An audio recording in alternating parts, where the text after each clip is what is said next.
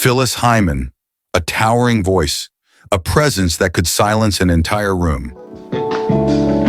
I came back to let you know. Oh, yeah. Gotta think. And yet, behind the glamour and power, she was a woman who spent most of her career fighting. How would you describe yourself as a woman trying to deal with life in the 80s? You said your album is a reflection of that single woman. Well, I don't deal with it very well. I've had a lot of emotional ups and downs, as I said earlier. Fighting her labels, fighting her image, fighting the industry, fighting depression, and ultimately fighting herself. Hear from them this year, you don't hear from them anymore. That's very because true. They're being used and they're being discarded. On June 30th, 1995, hours before she was set to perform at the Apollo Theater in New York, Phyllis Hyman was found dead in her apartment, an overdose of Seconal and vodka. A note left behind, "I'm tired. I'm tired. Those of you that I love know who you are. May God bless you." But here's the real question. Was Phyllis Hyman simply a woman who lost her battle with depression? Or was she systematically broken by an industry that never truly wanted her to shine? And in the entertainment field where blacks generate billions of dollars, we don't often get the opportunity to reap the benefits from that money. This is the story of Phyllis Hyman. Not the sanitized version, but the raw truth about her feuds, her scandals, her outspoken nature, and the conspiracies surrounding her tragic end. Phyllis Hyman didn't fit the mold. She was tall, nearly 6 feet in heels, voluptuous, commanding, in an era when the music industry idolized women with delicate features like Diana Ross or Whitney Houston. Phyllis was something else entirely. She had presence. She had a voice that could shake walls. But instead of celebrating that power, the industry labeled her too intimidating, too dramatic, and too difficult. See, one of the thing that I was mainly concerned with was being a businesswoman. I wanted to be a rich, black, powerful businesswoman, single, no husband. She once said in an interview, "I'm a dark-skinned woman in a business that doesn't like dark women." That statement alone was enough to ruffle feathers in a music world built on image and marketability more than raw talent. Executives whispered that she was hard to work with. But when you looked closer, hard to work with often just meant she refused to bow down. Phyllis never hid her disdain for the way labels treated her. She openly clashed with Arista Records and its powerful head, Clive Davis. Where other artists smiled and played the game, Phyllis called things out. She accused executives of shelving her albums, of sabotaging her momentum because she wouldn't compromise her sound or her image.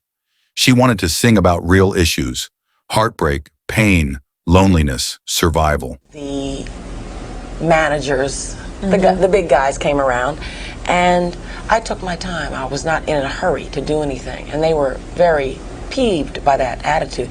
But the industry wanted catchy pop singles, safe ballads, and love songs they could package neatly.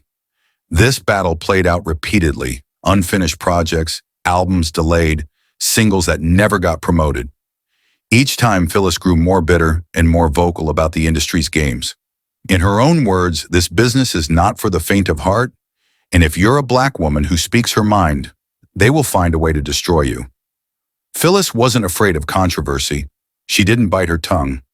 Not for executives, not for fellow artists, not for anyone.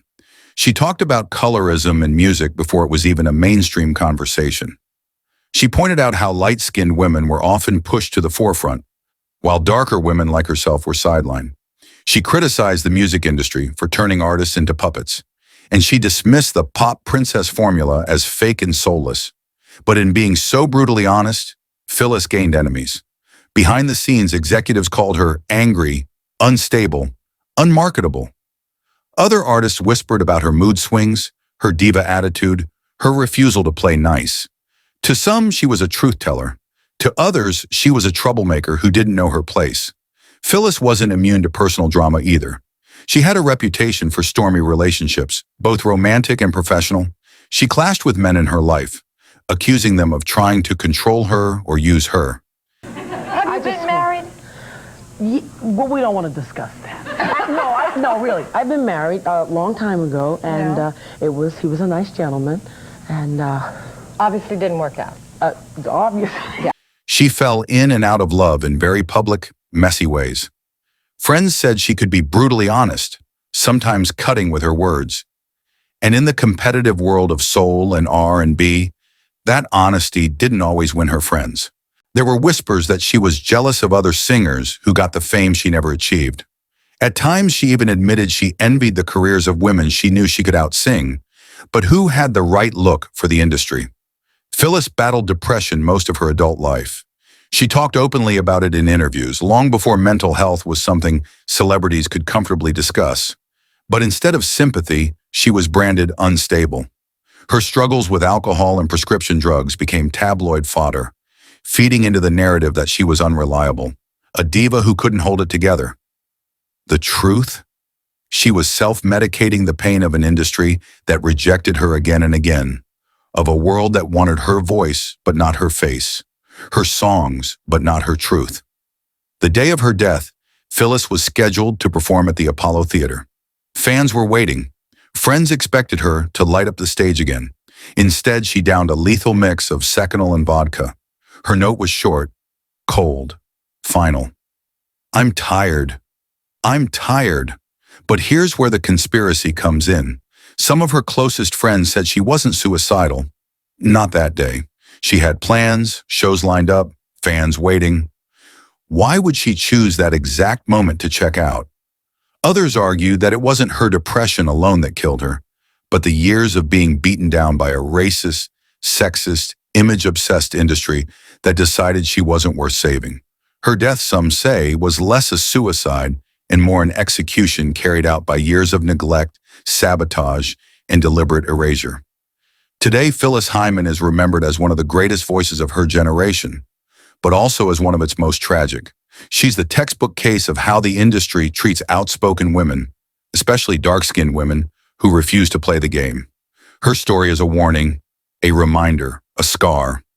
Because Phyllis Hyman didn't die just because she was depressed. She died because she was too real for an industry that thrives on lies. Phyllis Hyman's death may have been ruled a suicide, but for many fans, the real cause was clear. She was silenced by an industry that didn't want her voice, her truth, or her power. So the question remains, did Phyllis Hyman really take her own life? Or did the music industry kill her, one rejection at a time?